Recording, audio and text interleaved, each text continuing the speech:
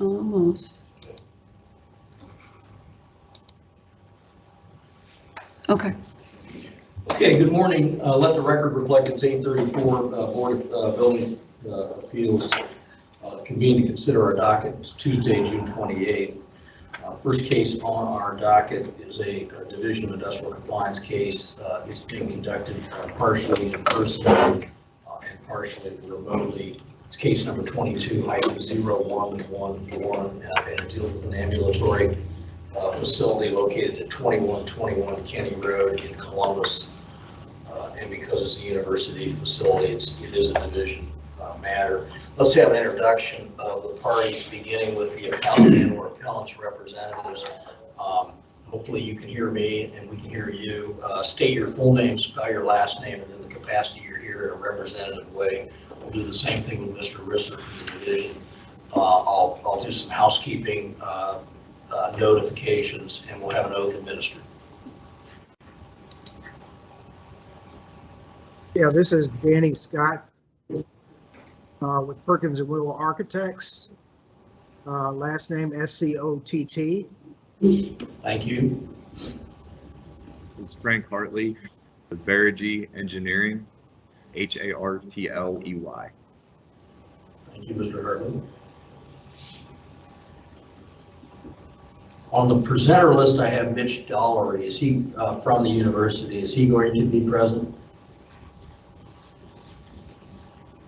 He does have the invite. I'm not sure if he's online. We've got one screen here, so I'm apologize. I can't see the presentation and who else is on. Let me see. Okay, and then Mr. Scott, I had a colleague of yours, Mr. Larissy. Will he be present? He is present. Okay, Mr. Larissy, would you enter your appearance?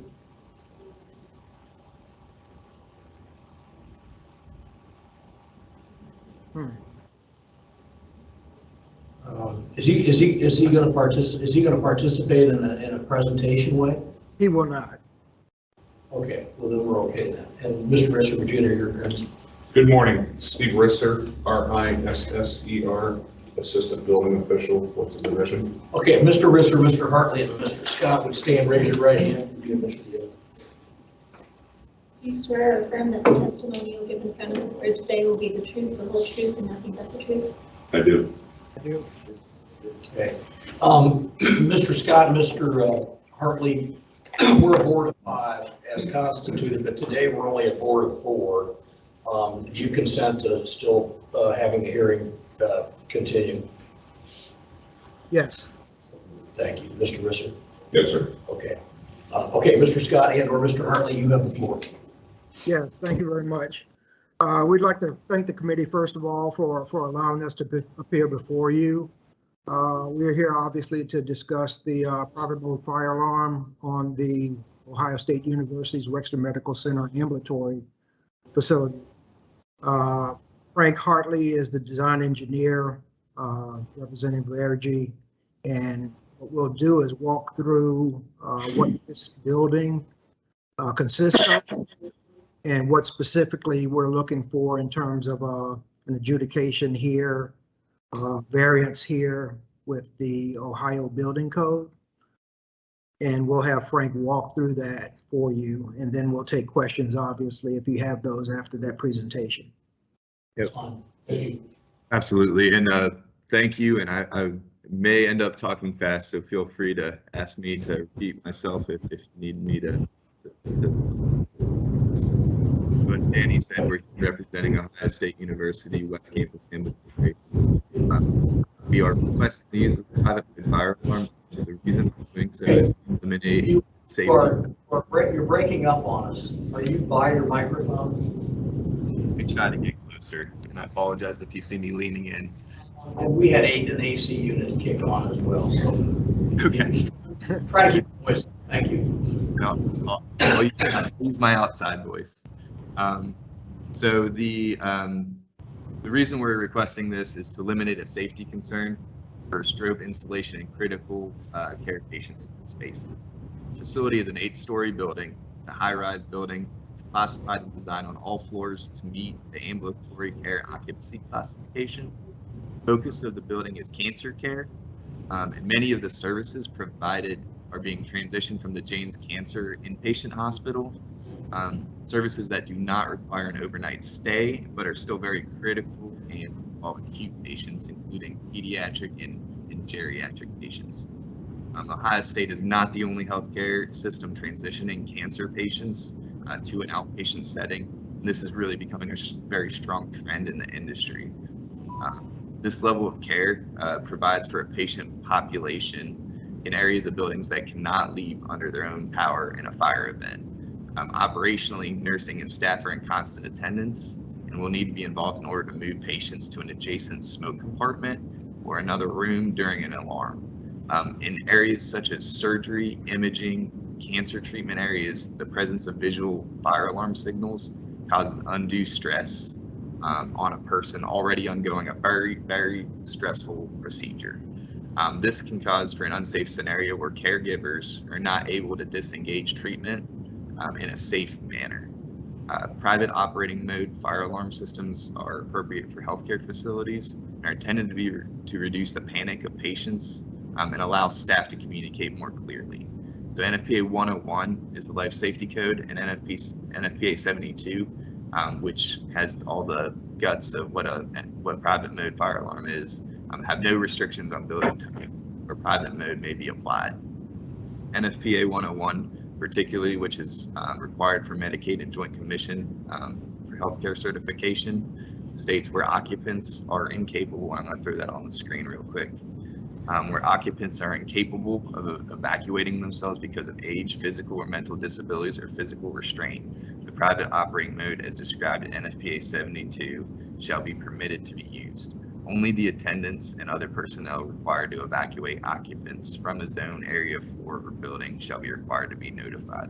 Notification shall include means to readily identify the zone, area 4, or building in need of evacuation. On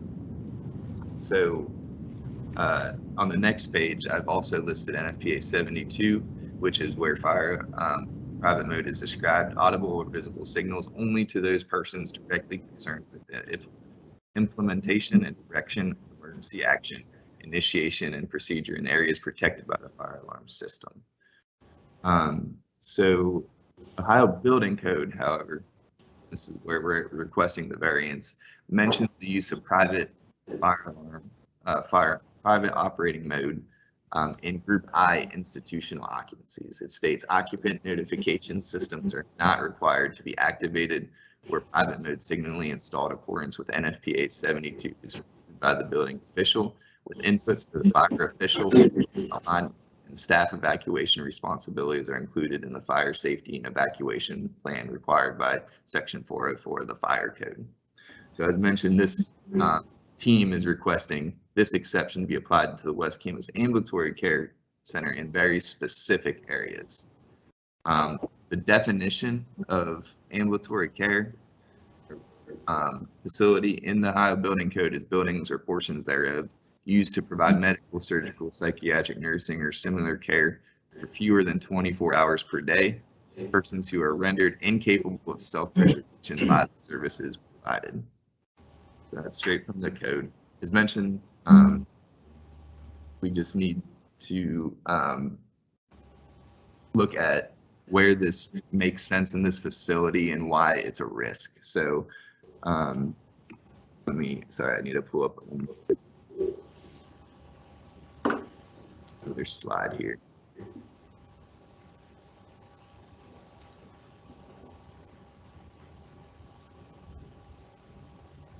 So this is the letter we provided, which included a lot of the backup code verbiage that I just described. It also describes where we're utilizing private mode alarming. So an ambulatory care facility must be designed in a similar manner to an inpatient hospital from a fire protection standpoint, including segregating the building into smoke compartments, quick response sprinkler heads, smoke detectors and corridors, and wider corridor widths to facilitate egress to adjacent smoke compartment, just to name a few of the examples that are included, including we have a fire command center because we're a high rise and we have a lot of other smoke and fire protection entities. Our team has solicited feedback from the Columbus Division of Fire as required by the Ohio Building Code. We sent the same documentation provided to this committee for review and received acceptance of private operating mode in the designated areas. So I will actually pull up that approval here. And this letter was included in the packet where you have more backup, but this is the very specific email from Lieutenant Bruns. We have looked into this request over and is acceptable. Please reach out if you have further questions or concerns regarding this request.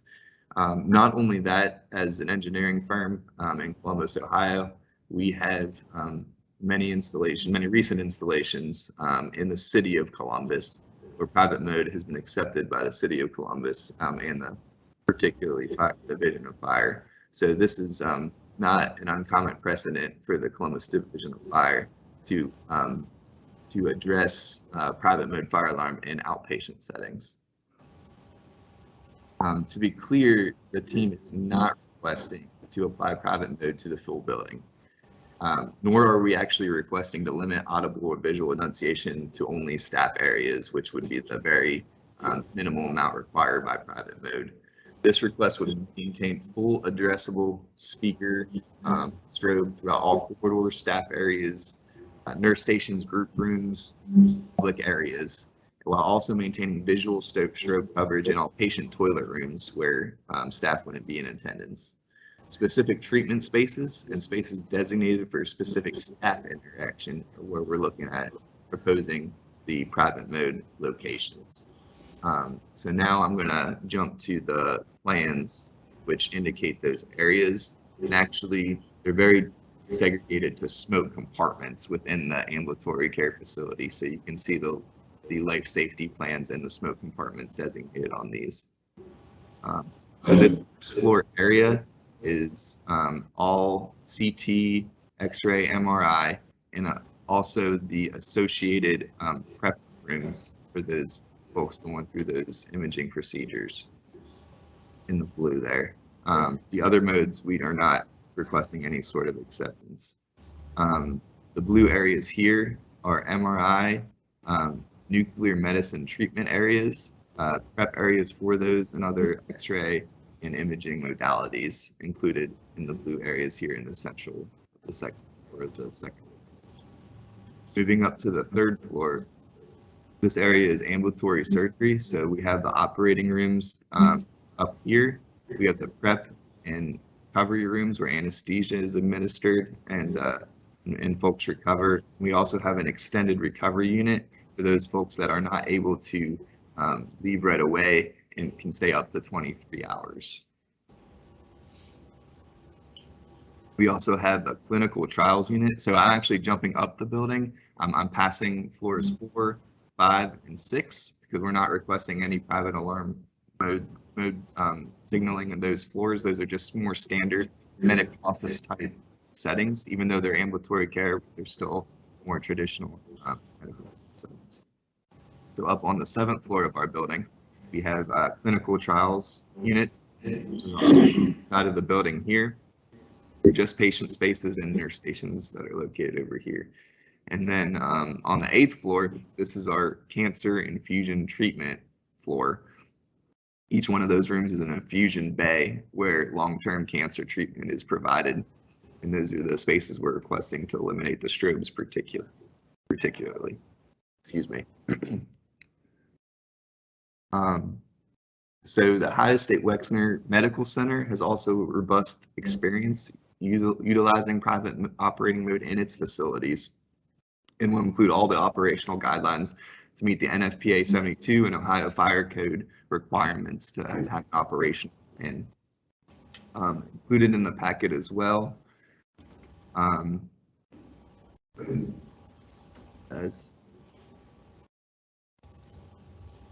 is a letter from the Ohio State Safety and Emergency Preparedness policymakers, which describe the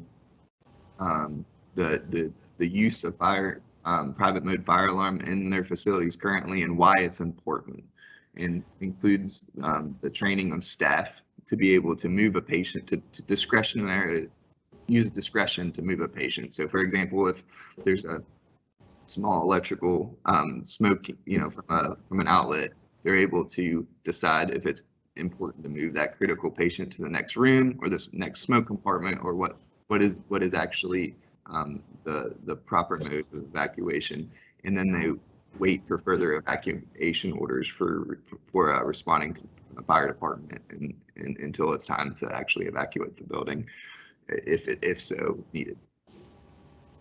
Excuse me. So in summary, the team has provided a thorough life safety review of the facility. It attests to designing the fire protection and alarm system tailored for the health and well-being of this specific patient population, utilizing codes and standards available to us to provide a robust and safe building system. The Ohio State Wexner Medical Center fully supports this operation and has the support of the Columbus Division of Fire. So please revert to all our documentation that we provided in the packet. But at this time, we thank you for listening to the conversation and welcome any questions. Okay, questions of Mr. Scott or Mr. Hartley? Yeah, I have a question. Could you explain exactly what private mode signaling consists of? Yes, absolutely. So the absolute minimum requirement for the NFPA codes would be just to signal the staff in designated locations. So for example, in a healthcare setting, you have staff nurse stations or control rooms and imaging areas where staff are in constant attendance of those and responsible for those individuals that are in that area.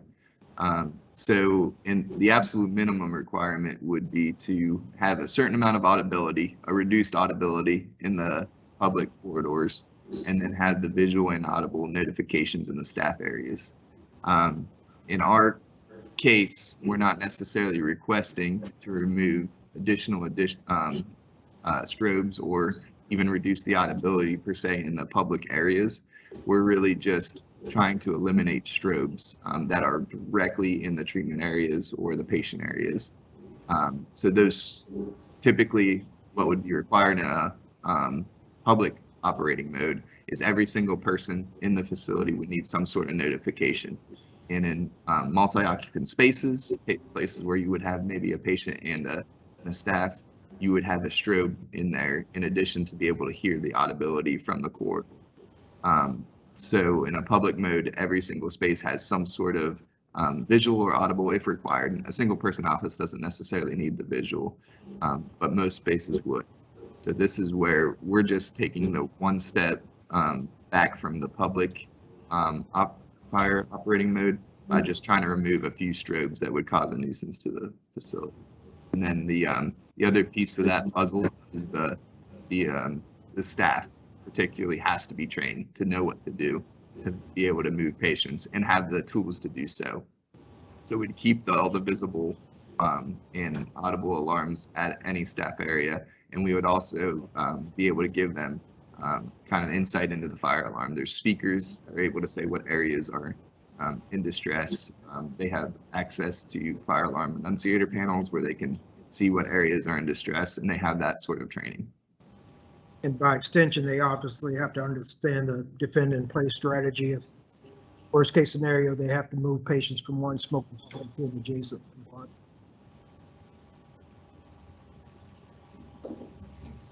Any other questions of the appellant? Let's hear from Mr. Rister. Thank you, Mr. Chairman. I don't have a lot to add. I think these guys did a really good job and a detailed presentation of what they're requesting. Again, this is an ambulatory care facility, so it's patients that are not capable of self-preservation, but on a basis of less than 24 hours. So that's the primary difference between a group B is an ambulatory care facility and an I2, which is our traditional hospital or hospital type setting. It's a code requirement that you can, or it's an exception to the code requirements for fire alarms and group I's that you can use this private mode signaling. I mean, if this were an I, we wouldn't be here today for this request. Looking at the characteristics of this building with the sprinkler systems, the smoke compartments, the means of egress, all the other life safety features, it looks exactly like an I2. So they probably could have constructed this as an I2 and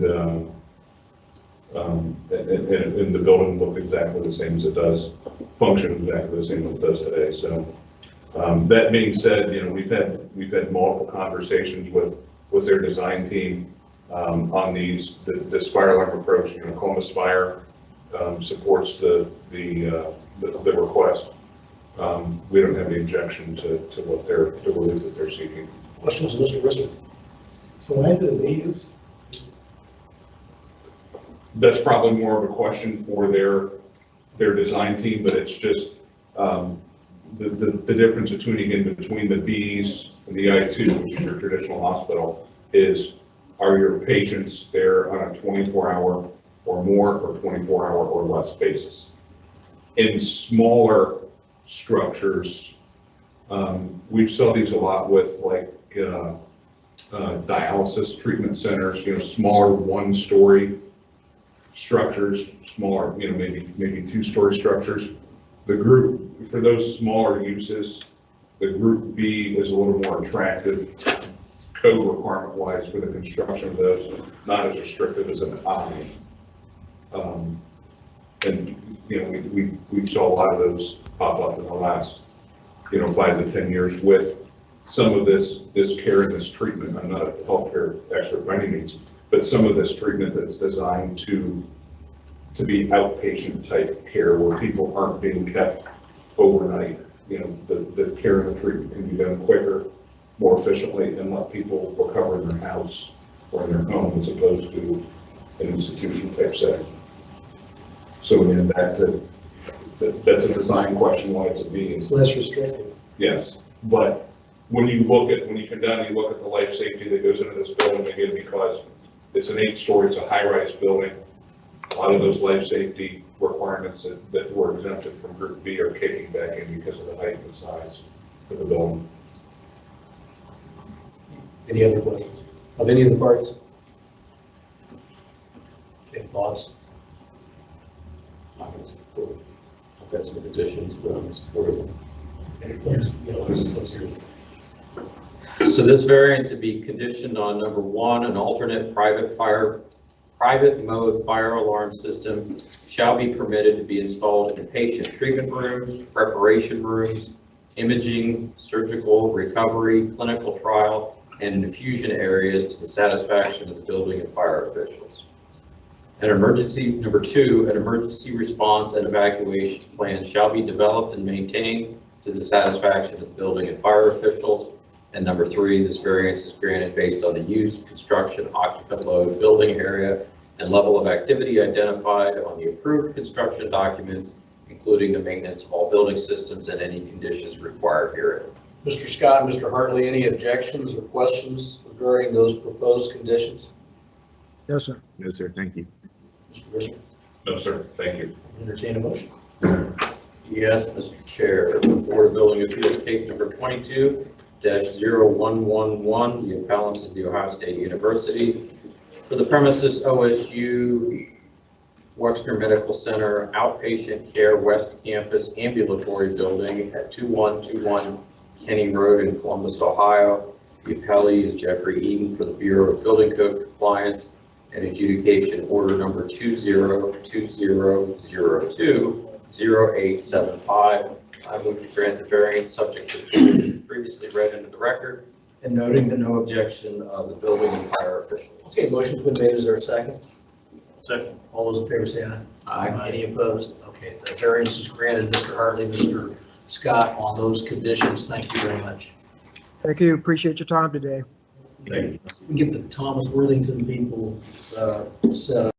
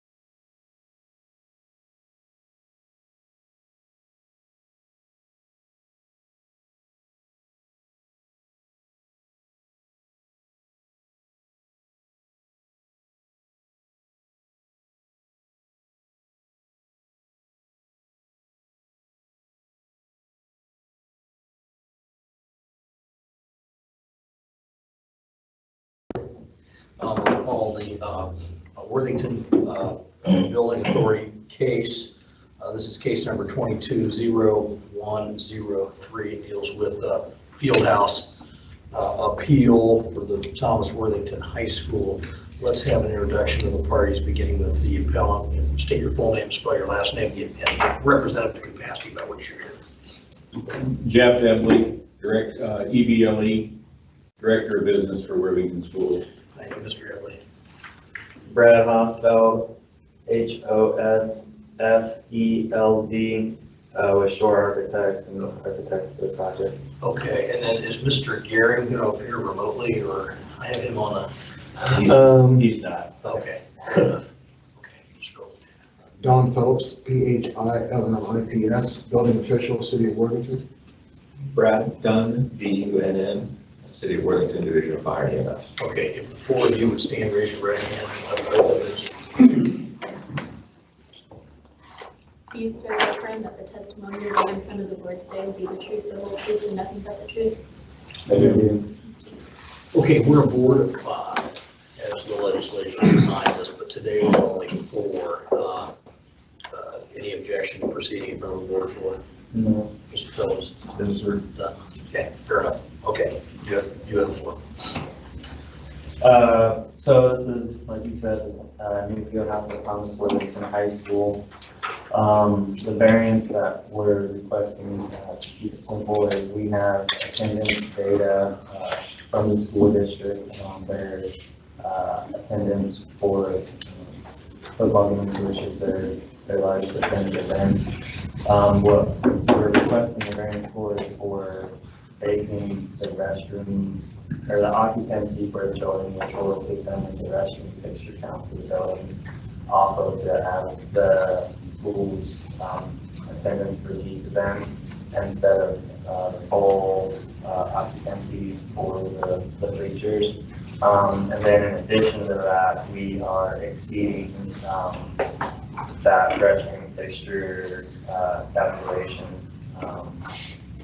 by, I can go to the specific numbers if you want, but we're exceeding that number in all cases to provide coverage. Okay, questions of Mr. Houseman? So how many restrooms are required? With the full occupancy, yes, the stadium. So based off of the total max occupancy, there would be 26 male and 49 female required. And you're providing 20 female. Okay. And usually you have more female than male. Right. Right, but so This is based on some statistical data? yes, this is actual data from the school district.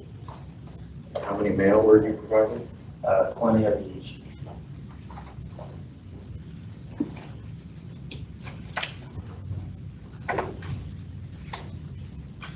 What's the hardship? So there's multiple factors that go into play. One is its additional cost and cost of the project, and then in addition to that, it's additional maintenance for facilities that Would be underutilized. would be underutilized, and frankly, when they are utilized, it's 5 times a year. So the majority of the year, and we're proving that we're exceeding, when it is those 5 times a year, we're exceeding the amount of people that are actually there.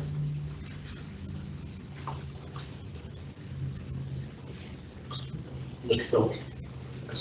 Your thoughts? The city has no objection. I've been to only one event that I can recall in 2003 when the city had a bicentennial celebration.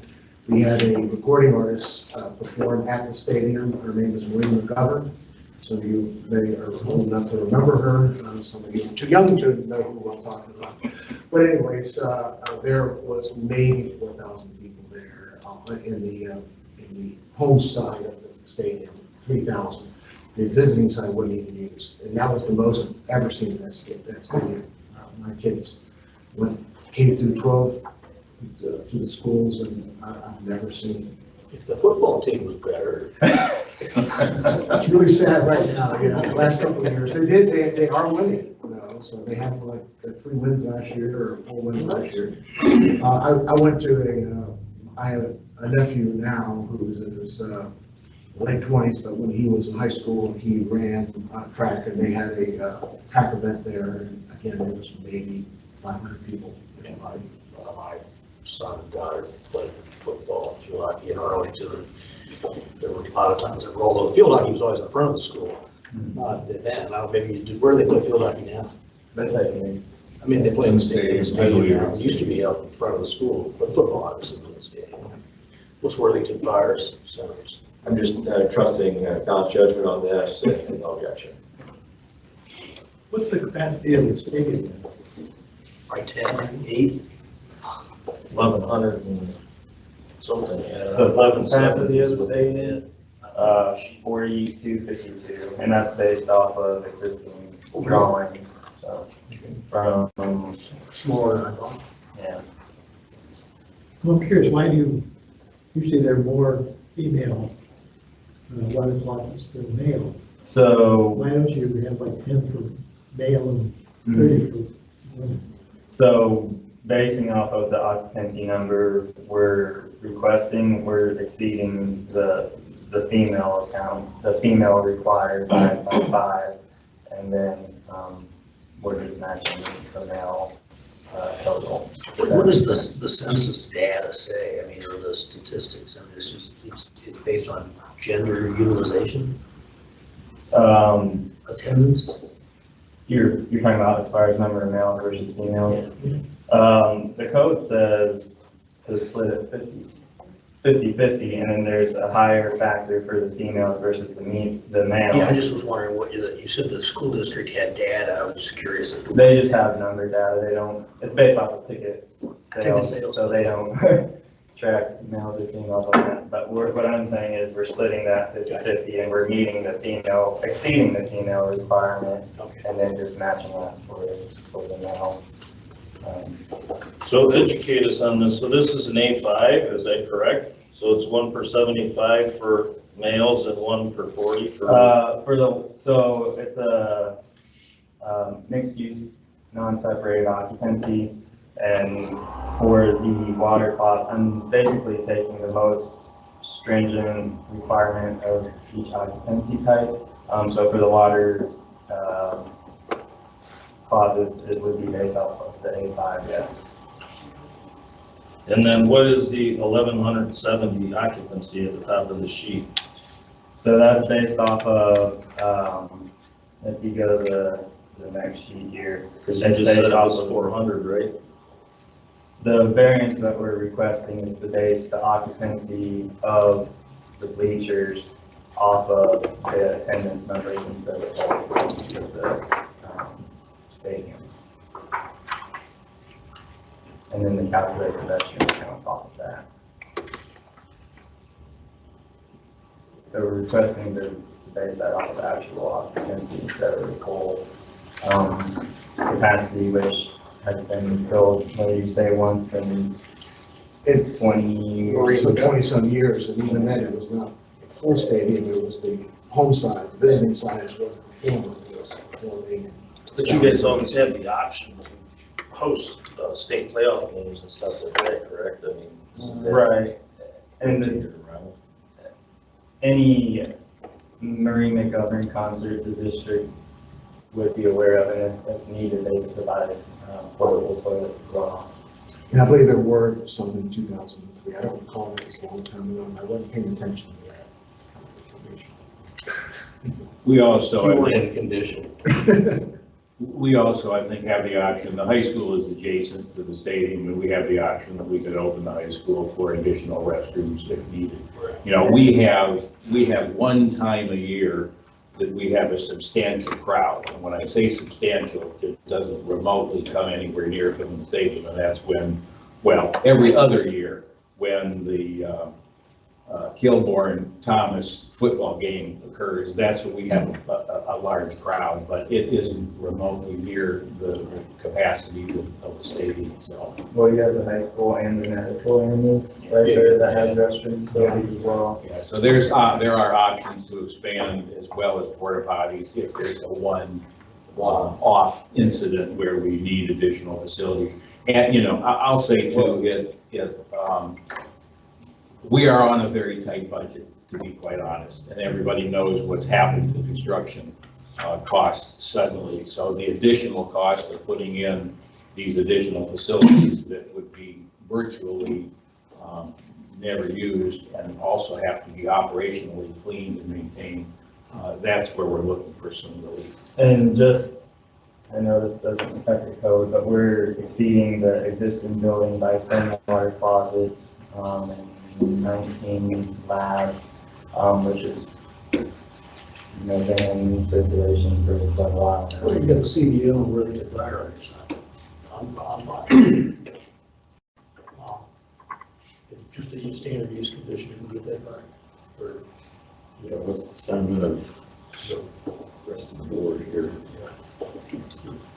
Yeah, I mean, you can use the high school to provide temporary facilities. and an ad, in the life one. You okay with that? Standard use condition. Russ? Yeah. Okay. So this variance would be, the one condition would be this variance is granted based on the use, construction, occupant load, building area, and level of activity identified in the approved construction documents, including the maintenance of all building systems and any conditions required here. Acceptable? Acceptable? Yes, sir. We'll leave it to you. Yes, Mr.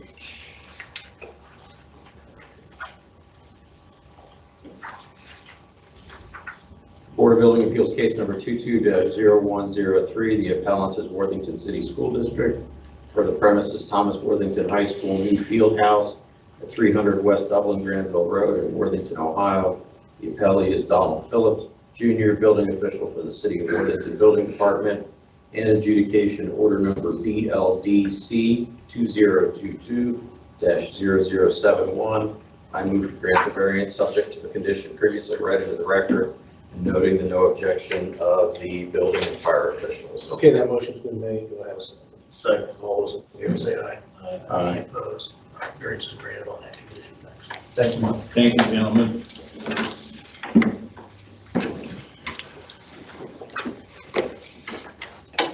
Okay.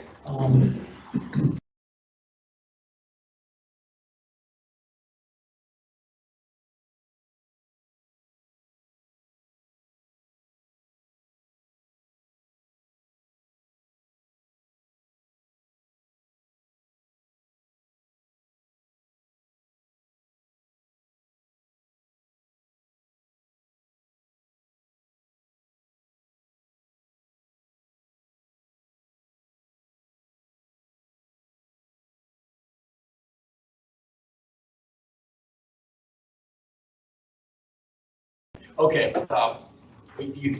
well, I'll have you sworn in, so might as well stand up for just a second. Let's call case number 22-0090. It deals with the premises located at 805 East Long Street.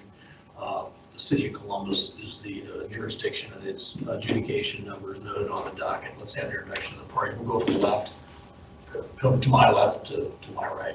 Jamie Overslake with Metropolitan Holdings. Thank you. Brad Harris with Marshall Architects. Ahmed Ghosh, GHOSH with City of Columbus. Doug Hart with City of Columbus Division 5. Okay, you don't, you are standing, raise your right hand. Do you swear or affirm that the testimony you will give in front of the board today will be the truth, the whole truth, and nothing but the truth? I do. Okay, you can be seated. Mr. Parrish, I think you're going to present. Good morning. Thank you for having us back. Again, to recall, we were here last month, and Paul Megan brought up a great point that Ahmed and I needed to go back and discuss further. Which is an interesting point, because I forgot to say we're Board of 4 today, not a Board of 5. Are you comfortable proceeding? I am. Is the City of Columbus? Yes, prior to this. So went back, and I did circulate a letter on June 1st back to the board here. kind of understanding the path. In the presentation, he wanted to be educated on how the building that we're proposing does not have an elevator. Happy to go through that and have questions. I think ultimately why we're here today is we did a preliminary plan review with the City of Columbus on a proposed project. That's a 4-story building and has basically accessible units on the first floor. We propose that there are 2 type A of a project that has 72 units, so that would give you your 2% required for type A. In the preliminary plan review comments that we received, it was item 6 that quotes OBC 1107.7.1.1 that at least 1 type B unit would also be required at the first floor, in addition to the required number of type A units. And ultimately, that's why we're here today, is that we provide the 2 type A. We agree that a type B is required on the first floor. However, with code section here, 1107.2 design, it says units required to be type B units are permitted to be designed and constructed as accessible units or as type A. So our argument this morning is that, yes, we're providing the type A per the requirement of 2% of the building, and it is also satisfying the requirement of type B per the 1107.7.1.1. I did consult with the International Code Council. I do have an email that I included in my submission, also affirming sort of that a type A can satisfy both the type B requirement and the required type A. So that's ultimately why I'm here today. Happy to answer any questions regarding my path to the code for the elevator if we want to bring that. But ultimately, I would like to stay to the point of the requirement of having a type B standalone unit on the first floor. Okay, before we hear from Mr. Good, questions of Mr. Parrish.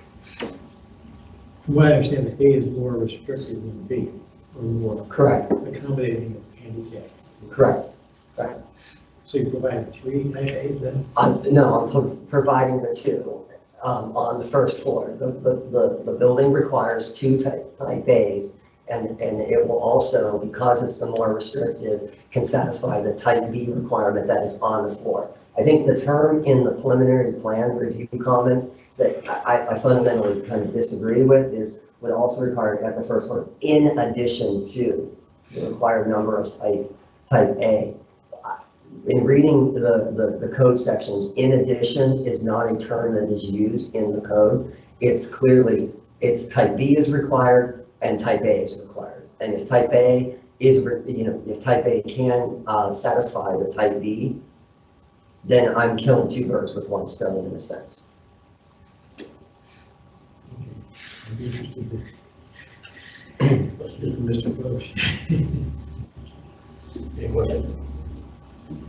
Not yet. Okay. Thank you, Mr. Chair.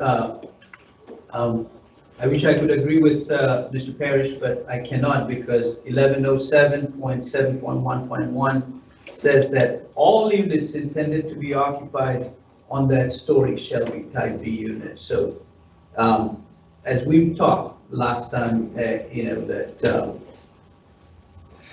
and this has been like this since the accessibility requirements came about almost 30 years ago, since the mid-90s, that people, in spite of their disabilities, should have the same experience as anybody else. If they go to the football game, they should be able to, sit in various places. They should be able to, when they are at home, they should be able to live in a multifamily. They should be able to live in their choice of units.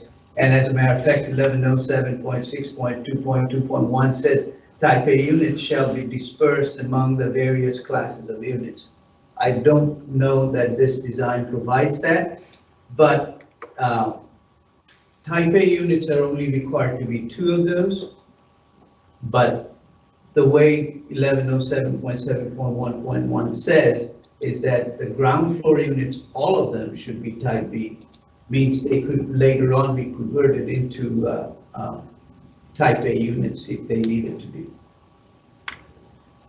So not providing any type B units, I don't think meets the language of the code at all.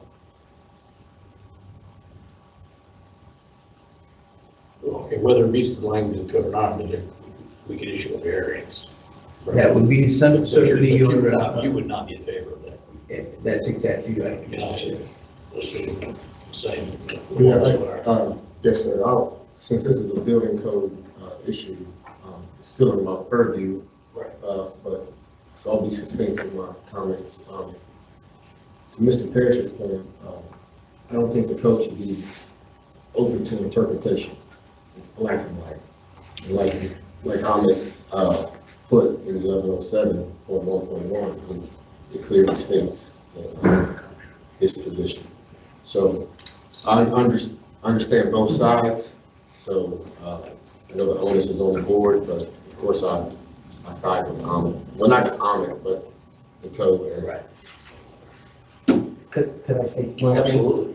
So black and, I guess to your comment about black and white, in 1107.2, when it says dwelling units and sleeping units that are required to be accessible, type A and type B units shall apply with the applicable portions of chapter 10. Units required to be type units are permitted to be designed and constructed as accessible units or as type A units. So yes, I agree with him about the type B, that all on that level, and I'm providing it, but I'm upgrading it to a more restrictive unit, which is type A, which is saying, which I'm allowed to do per the 1107.2. And that's my argument. Is I'm actually creating a better scenario for disabled occupants, because it is the type A, with the bigger door clearances, with the removable cabinets, with all or the workspace. So that's where there's two black and white issues I see at hand, and they're clashing with each other in my mind. So how many apartment units are on the first floor? 2 at this point, 2 type A's. And by the city's position, there needs to be a two type A, well, you've decided to put your 2 type A's on the ground floor, but there needs to be a type B on the ground floor also. Mr. Chair, to Mr. Well, yes. The code says 2% of the units should be type A. So 72 units, 2%, you round it up, it'll be 2 type A units.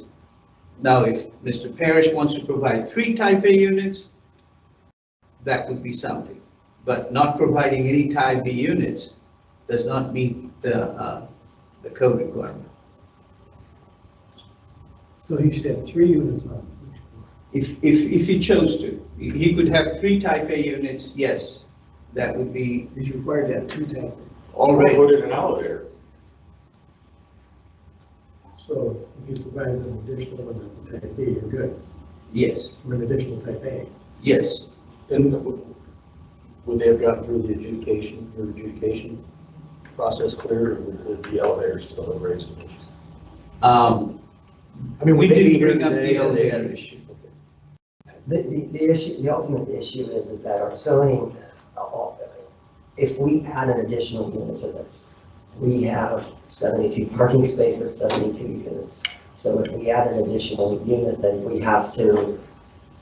not able to set our zoning parking requirements of 1-for-1 unit is disrupted. So then we have 73 units for 72, so then we have to go back. So that's really, there's a hardship with the parking on the site, as well as, we have provided there are amenity spaces for the tenants, as well as there is, based on their performance, they've allotted sort of a retail space as well on the first floor. So you got through zoning on 1-to-1. On 1-to-1, and this throws us out of bounds if we do. And that's the You're hardship. building a zoning department. Mr. Chair, I wish I had that section of the City of Columbus Municipal Code. It clearly says that the building code and the fire code supersedes the zoning code. Because the city council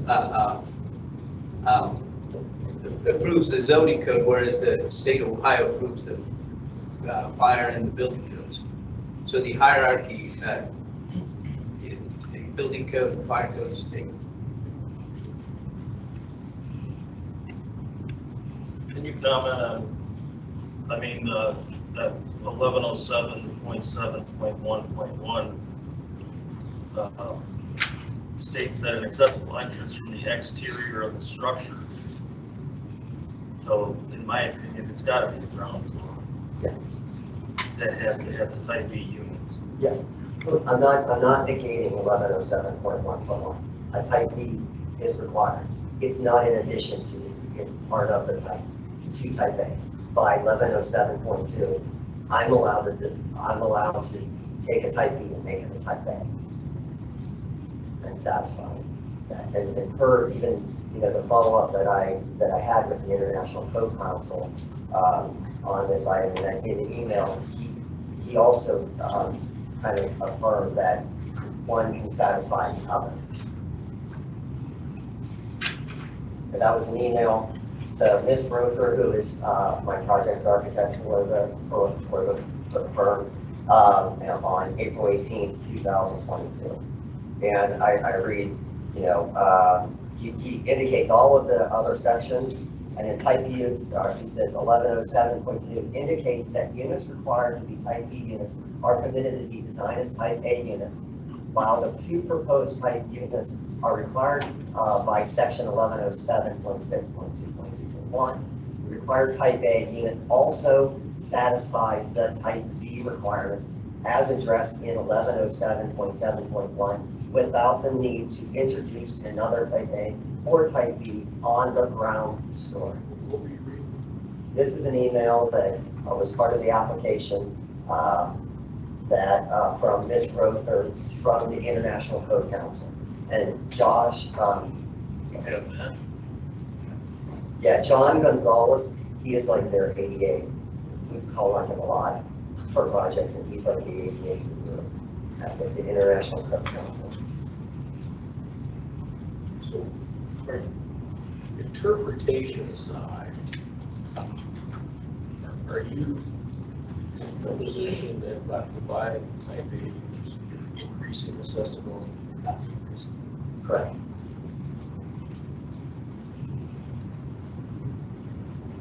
Is there any disagreement with that proposition? Mr. Chair, only thing I would say, he's required to have 2% of the units to be type A as such. And the code has requirements for accessible units, type A units, type B units. And he's also required, our position is he's also required to provide type B units. As a matter of fact, that section of the code says all the ground floor units should be type B. So the reviewer, Tim Mannion, said at least you should provide 1 type B unit.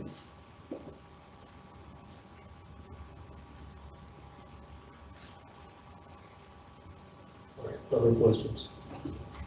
I just don't understand how they can tell him that he can make them type A's, but I mean, it's obviously says right there that it's got to be accessible entrance from the exterior of the structure. Which both units are accessible entrance from the exterior. The type A. The type A's are both. Yeah, but the 2% of the type B's that need to be at the facility have to be, is that correct or no? The 2% of type A. It's type A. Oh, type B's. Yeah, not type B's.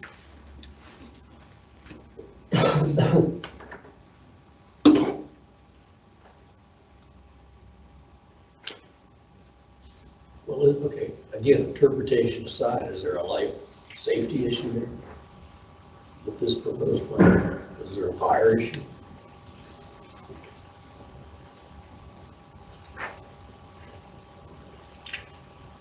That's the bigger issue that I first spoke to, is that the building is being designed such that if you have disabilities or for some reason you cannot use stairs, you either live on the ground floor or you don't live here.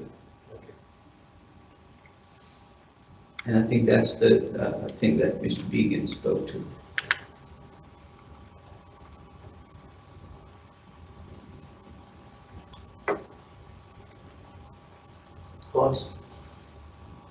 So I guess the hardship is parking.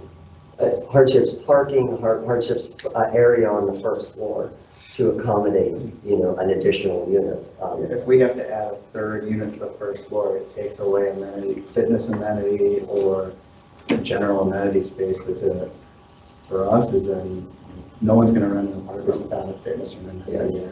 Part of the marketing package. Part of the market impact, yeah. I mean, directly across the street is a building with amenity space and fitness. It has to be on the first floor, the amenities.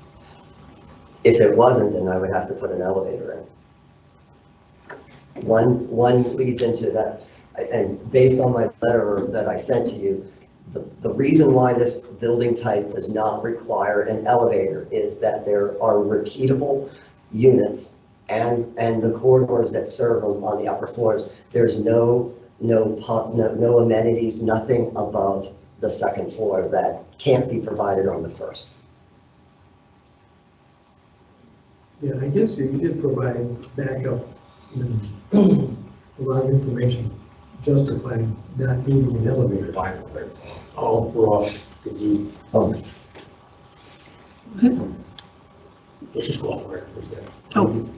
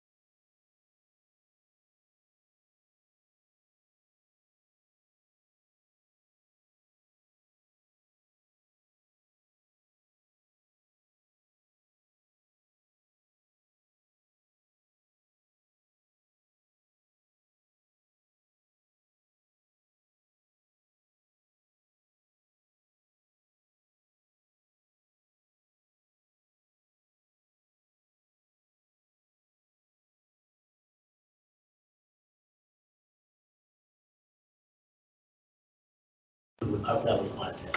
Thank you. Sorry. No, thanks for reminding me. All right, anything else you want to say? I mean, okay, is there a motion? Yes, Mr. Chair, for Board of Building Appeals, case number 22-0090, the appellant is Longstreet Investors LLC and Warrior Realty Company LLC for the premises 805 East Long Street in Columbus, Ohio. The appellee is a mid-ghost building official for the city of Columbus, and adjudication order number A/O 2022-004. I move to uphold the adjudication. Motion to uphold the adjudication order has been made. Is there a second? Second. All those in favor say aye. Aye. Aye. Any opposed? Nay. Okay. The city's adjudication order is upheld in this case. Understand. That's the one key on the project. Thank you.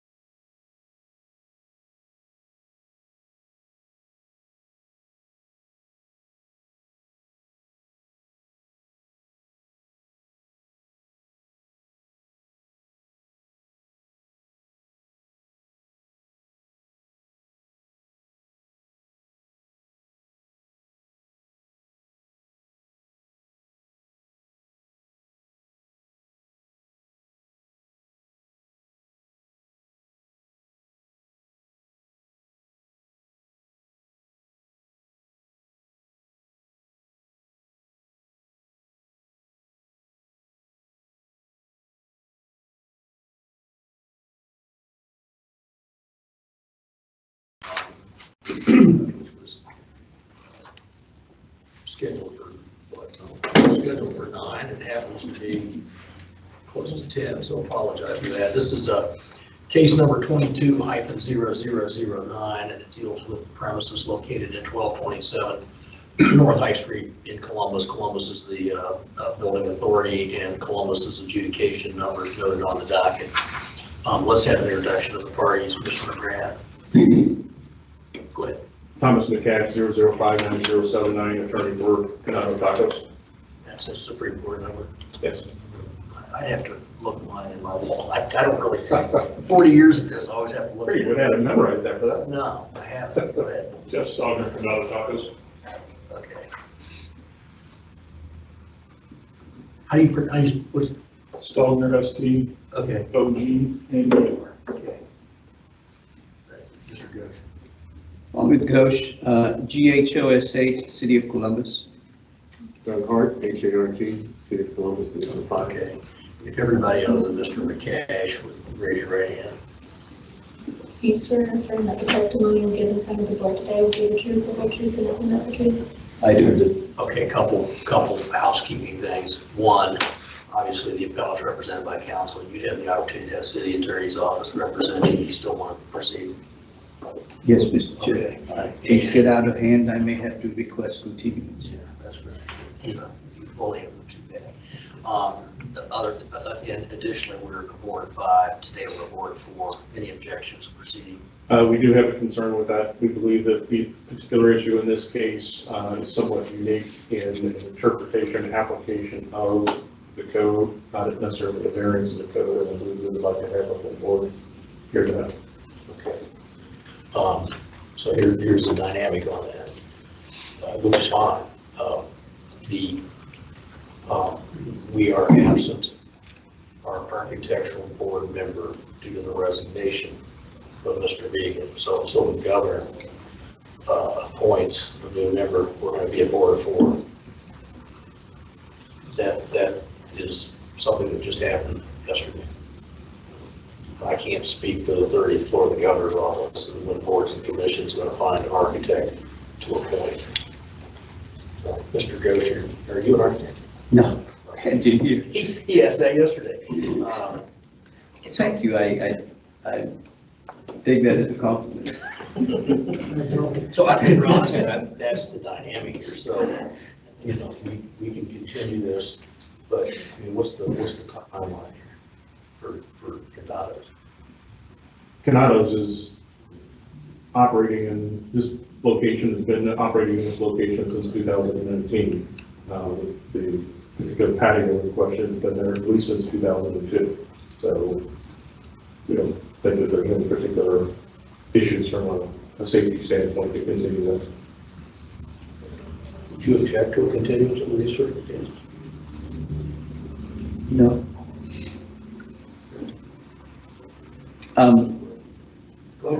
No, in all due fairness, since they object not having a full panel, I don't think it's not, I don't think it's fair to them not having a full panel. You don't see any safety issues this summer? Well, I was going to ask you because, backtrack. because Go ahead. the order was issued for them to come to the building department by Columbus Fire. And typically, Columbus Fire brings those issues up when there's overcrowding. This patio was never had a plan approval or an occupancy. That's how we are here before. Well, we can sort of tiptoe on a continuance basis. I mean, we set you down for, can't do July 7th, but the next date, and see if we have a board member by then. Yeah, we can continue it to the. And so that's going to be a 30-day hiatus. That's all. And from a safety standpoint, again, this been a patio at this location based upon satellite data. It's been there since 2002.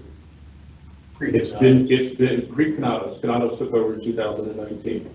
So it's been used as a patio with seating since that time period. So is it a certain or probable hazard? No. Is it possible? Yes. Everything's possible. But I think we've got data that shows I object. that's another issue. So having a hasp lock on an exit door is a definitive life safety hazard. That's been taken off. Has it? I don't have it. We have a new form of public assembly code enforcement team that we send out well, I won't give you the time frames, but I'll have that checked. I can have it checked right now. I'm the council representation on that, but I guess the issue is, we've never not granted a continuance over less than fully populated, but every time we've done that, we've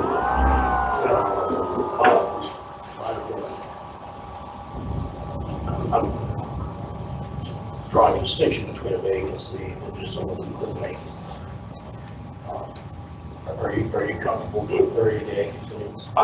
If this type of issue is taken care of, these life safety issues, I mean, the existence of a patio is one thing, but having hasp blocks and There, I mean, I'd go for 30 days at most. That gives the fire department an opportunity to go at least check to make sure that there are no immediate life safety hazard issues, and then we can deal with the permitting process and all of that. and Mr. Welch, just as clarification, that class that you were in there, that was not part of the adjudication order that was issued. That was a subsequent follow-up piece. As soon as I was made aware of that, I informed them they had to take that on, that it couldn't be. All right. Oh, yeah, but don't you have a certain rate now of occupancy load? Or can't you enforce that? Well, it hasn't been. I don't believe, I could be wrong, Mr. Chair, Mr. Smith. I don't believe we've ever issued an occupancy for that patio. Oh. Okay, you have a whole, but you have occupancy right now. For the indoor space, yes. And Patio was never permitted.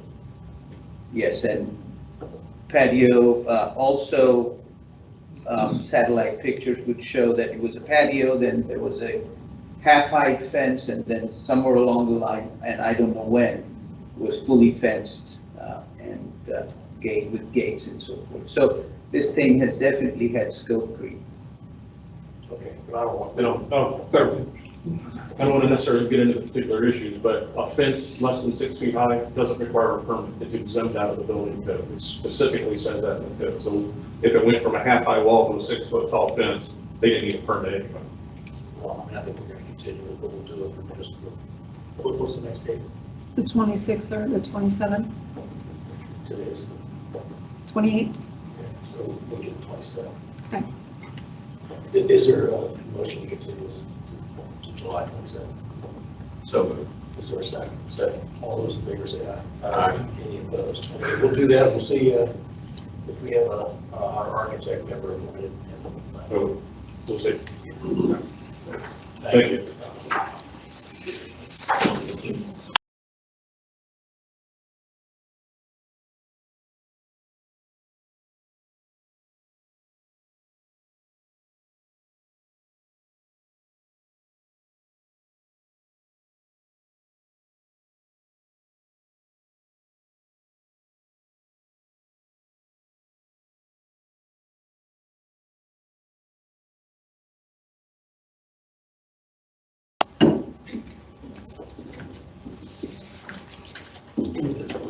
Back almost on track. Continuances do wonders.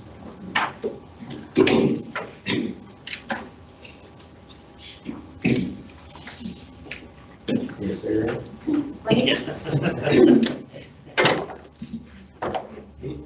Okay, let's go on the record. Let the record reflect it is 10 o'clock now, and it's the board's going to consider the case involving the premises located at 821 East Long Street, located in Columbus, and Columbus Building Department's adjudication numbers noted on the docket. Let's have an introduction of the parties.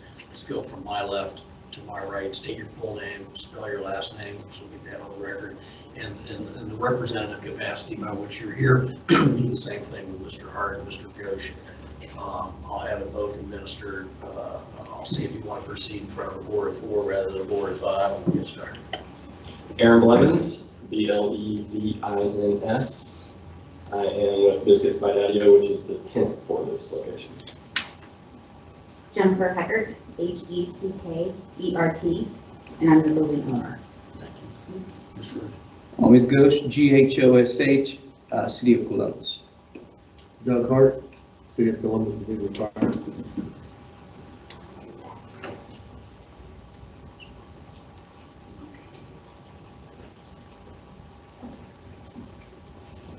Okay, if you raise your right hand. Do you swear or affirm that the testimony you give in front of the board today will be the truth, the whole truth, and nothing but the truth? Yes, I do. You want us to be a call of water? I think I'm going Gotcha. That would be, I mean, we've had MS Teams to crash on us or whatever we're on, and then we lose our photographer. We've lost our architect. Okay, who's going to present? Ms. Heckert or Mr.? Okay, so, Oh, are you comfortable proceeding in front of a board for? yes. Okay, and same with city? Okay, All right, so the issue that we're having is we hired a reputable large company to replace our storefronts. And unbeknownst to us, until my tenant started doing work, he did not pull the required permits and is not ADA compliant. So during the construction, to make things worse, we put the storefronts in, and the city had a major project in front of our building, and during that time, they removed the sidewalk and then repoured the sidewalk lower than what it was the first time. And so we are having trouble with ADA accessibility to our building because there's about a 4-inch drop. Okay, questions? Ms. Heckert? When I was reading that, all your statements in there, did they bump the doors in the storefront out? So before the door was set back? Correct. So there was no step originally. Oh, there's always been a step. There's always been a step. But if the door was 3 foot back, you could cut a ramp in there and everything goes away. I think having a ramp would be difficult. So the architect actually. Keep your voice up. Oh, sorry. So my architect, he did a few different scenarios for that. I don't know if you guys have a copy of this. This is the one that I brought. I'm happy to pass this. Yeah, bring that up, and Mr. Hurd, you're welcome to come up. There's a smaller version of it, but We had it on the computer, but it's extremely hard. Actually, it looks like this version is on the exterior. And this is the original, and he's one of the only architects in Columbus that still hand draws everything, so I apologize. But, so this shows the exterior ramp. He did draw an interior ramp, which I can pull up in my email, I think. An interior ramp basically covered, by the time you add the slope, and he said the required turning radius, I guess required by code, it took up this whole storefront here, which ate up most of our space there in the front. And according to him, it would really be infeasible to operate with our current plan here. This one is the exterior version that you showed that is technically in the right of way. I'm also not sure, you can probably speak to this, Jennifer, the structural aspect of the building. I'm not even sure if we could cut a ramp in feasibly, basically grinding out, I guess, where the stone and concrete flooring is there. yeah, because there's a full basement underneath it, so I don't know to get it down to ground level. I mean, I don't know that it definitely, I guess I would be concerned. I don't know how thick the foundation is, how far you can go down. Where is this on Wall Street? What's the cross street? Talmadge, Monroe. It's right across from the new Borough project next to. Right next one, you got. Yes, so we're hoping for better luck than This that. is the drawing, it's smaller, but this is what he drew inside with the ramp in, and then I guess all of this is part of it. And so like we tried to present like temporary ramps because I have an engineer and he said, oh yeah, like same can happen with someone on the short north, but like I can't get him to give me the address of the place. He keeps saying, oh yeah, and then he was gonna call the city of Columbus, but I'm guessing he never did. It's been a bit like herding cats too. So. But it was in essence a ramp about this size that we would just take in and out, which is much less weight than this. This is really immovable and would probably have to be permanent, which the city has said no to already. And then the architect says this is really also infeasible because you can see how much space it takes up in the actual unit, in addition to the structural aspects, I guess. Yeah, I guess my question more was that this door was back here, 3 feet back with, you know, and then this would be saw cut and you just put a ramp in here for 3 feet. I mean, I don't know if it meets code or not. Here's the block, and then I'll shut up. Here's the block. So this is what's in the front. So that would, I guess, have to be removed or cut, and then whatever the concrete flooring is. Yeah, like I don't know how thick the foundation is, and like if you go down, you know, because it's just a concrete foundation, like basement. Yeah, that's probably just a curb. I mean, the saw cut goes out, pop them out and just take the grade back up to the door. But I don't know. This is how it was, I'm sorry. Go ahead. This is how it was before. So, in a case like this, we would say provide grab bars on both sides. So maybe someone in a wheelchair could negotiate it, but if someone was on crutches or someone had other infirmities, they could have something to hold on to get in. But what their storefront contractor did, and you know, if we had an opportunity to review it, that's what we tell them, that it's an existing condition, it's not compliant, don't make it any worse. But she didn't get that opportunity with the contractor. So they're always supposed to stay? Yes. I mean, you can see the water line that maybe like, you can see that it is a little bit lower now. And so that's what we're hoping to do. Like there's a temporary ramp for the bell out there with a little sign that's running through this. And then just bring it in right now. And so that it becomes a hazard to people walking down the street. Yeah. But if it's permanent. It wouldn't be permanent though, it'd be placed and then removed, just so So the it's- individual used it. The collapsible one. Yeah, Yeah, I mean, it's like a little suitcase. The part of the challenge here, and I don't want to speak for Jennifer, but she has 4 other storefronts, so paid this very well-known company in Columbus to do this. Precision glass. She thought that they were pulling permits, doing all the things they had to do, and she had just done a total of 4, plus I guess the center one also, but that one was. That one was, we got that one with the building, so. Okay, so spent a lot of money already, and then, so whatever happens here has to happen in 3 other storefronts So as this is well. like what we were hoping. See to- the red? So each storefront has a different address? Yes. 820, yeah, yes, I get to come back again and again.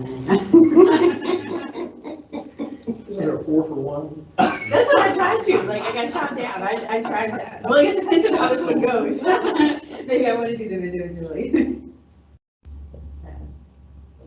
I mean, we just don't know what to do, and like, you know, like I called Precision and I tried to fight with them, and they're like, you know, to change the doors just like existing as they are. It was $25,000 to do all the storefronts. To change the doors just to in-swing, they were like $16,000. And I was like, and it's like my husband was like, oh, that's, you know, we don't want to do business with you, Grace. And so I called someone else and they said, oh, no, only storefronts. So we're, yeah, I mean, like we're a small business, like we were trying to do the right thing. This wasn't something that we tried to hide. I mean, it was in the middle of a major construction of the city of Columbus, like, and this, like, is a major visible project. Like, it wasn't something that we tried to like sneak by without a permit. Like, What's the city's position on the ramp? Or what's the city's position, I should say?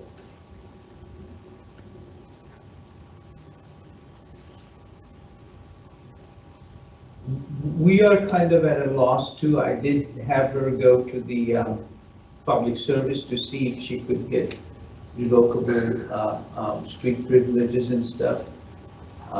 They're not too amenable to that, But they're kind of looking to you to see what they should and should not do.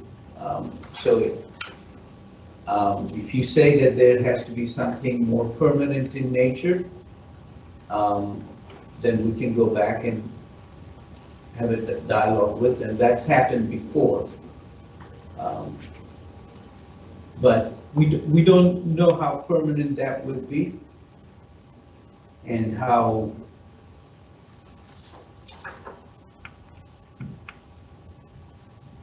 So, I mean, they can put the interest back the way it was. that's certainly an option, but she said that's quite expensive. No expensive than that.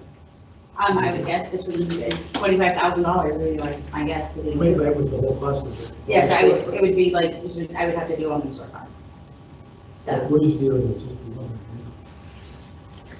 But it will be a precedent set for the future. so that I have 3 other tenants that I gotta do this for, so it would be, you know, But if it's $6,000 for that one, it would be at least 6,000, if not more. So it's $6,000 to put this wall in and move this door back? Yeah, well, they're The gonna, pricing you got? They're not doing nothing else with the front, right? so no, they would, the $16,000 for all 4 of them was to keep it flat and just to make the door where it means out to where it means in. To do this, would be more.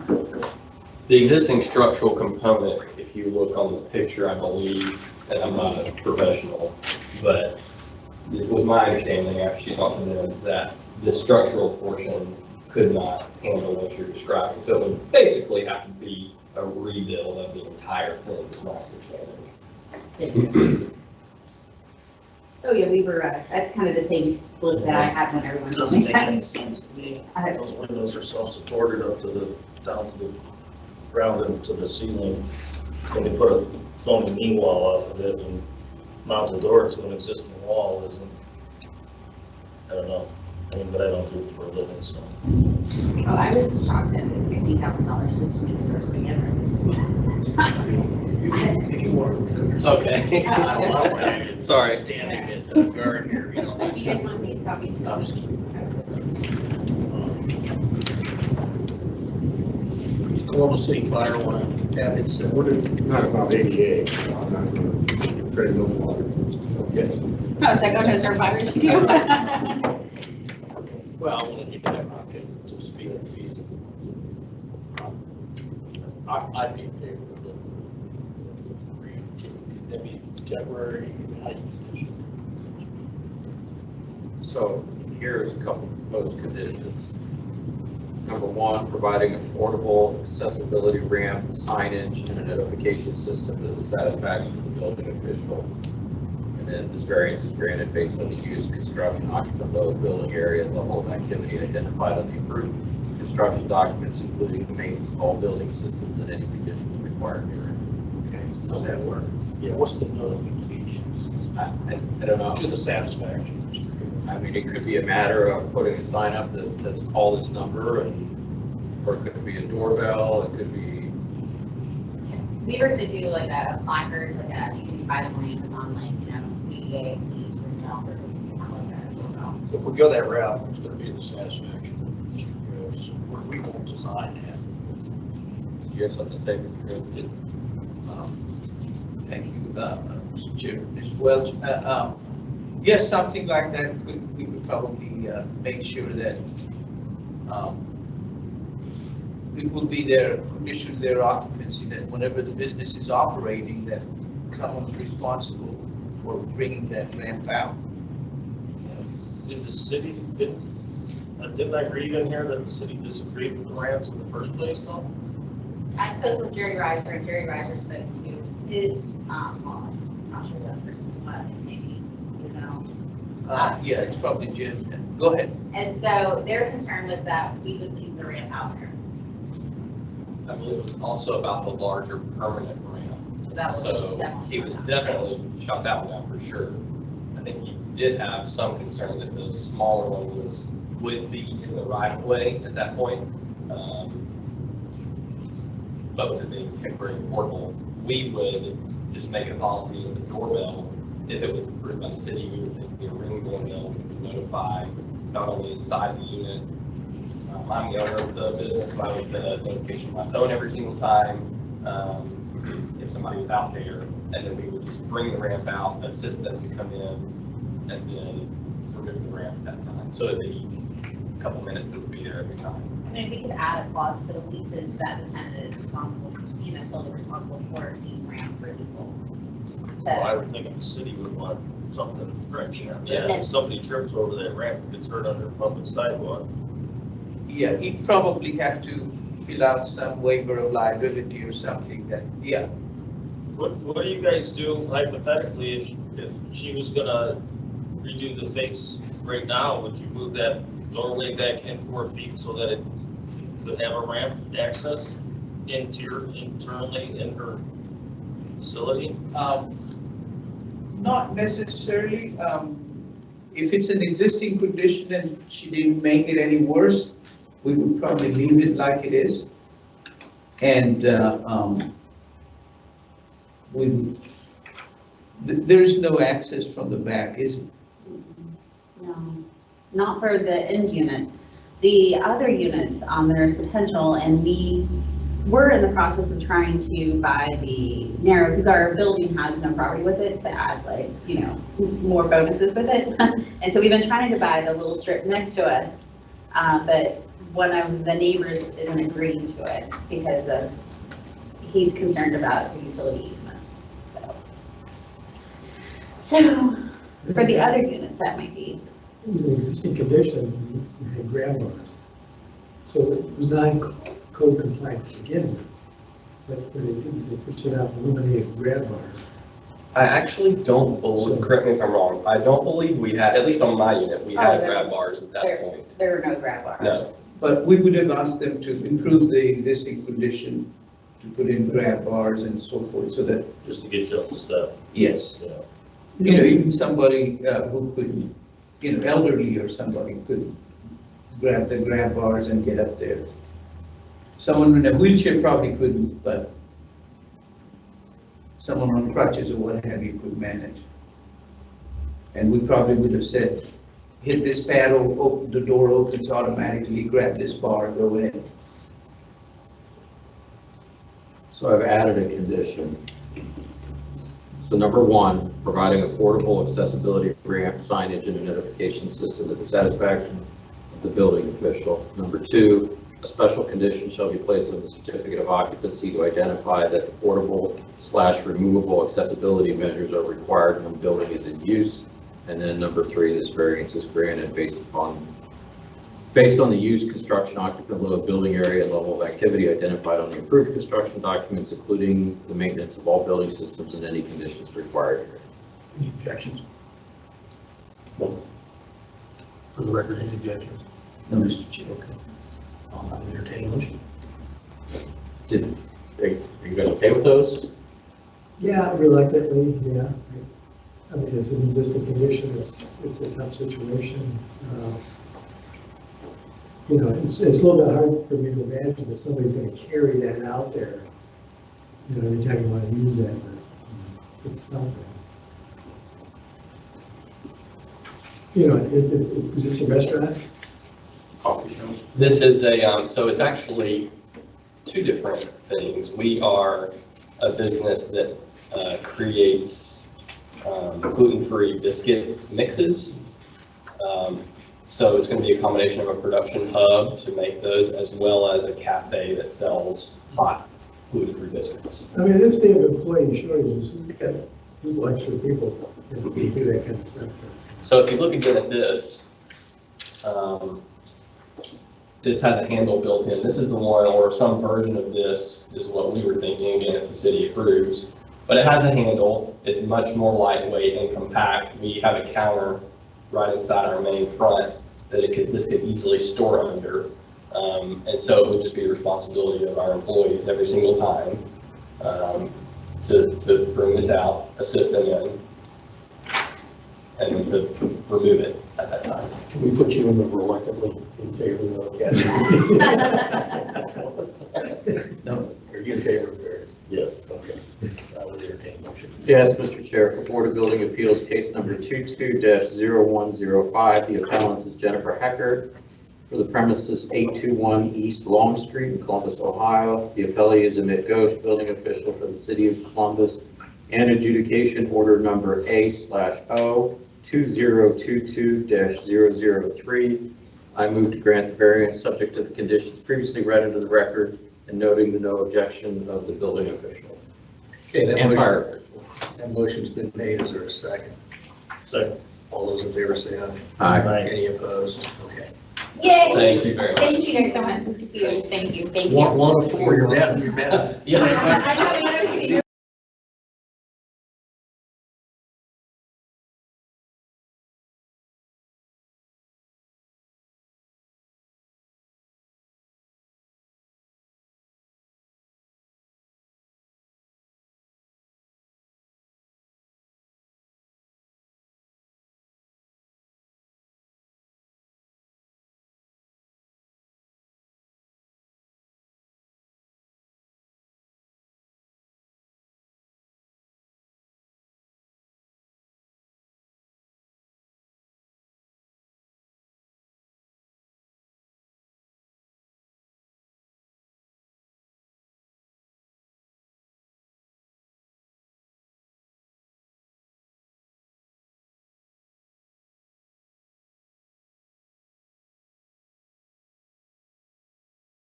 With the Upper Arlington Windermere Elementary School, which is case number 20, excuse me, case number 20-0051. And we're under a order by the Common Pleas Court to remand to issue a variance in accordance with Judge Russo's original summary judgment decision, which granted the city school board and the city's joint motion for summary judgment. In that case, so that summary judgment was granted on appeal to the denial of the variance by this board, and then was by order, the original trial court decision remanded back to us for issuance of the variance consistent with this order. And then after some appellate review,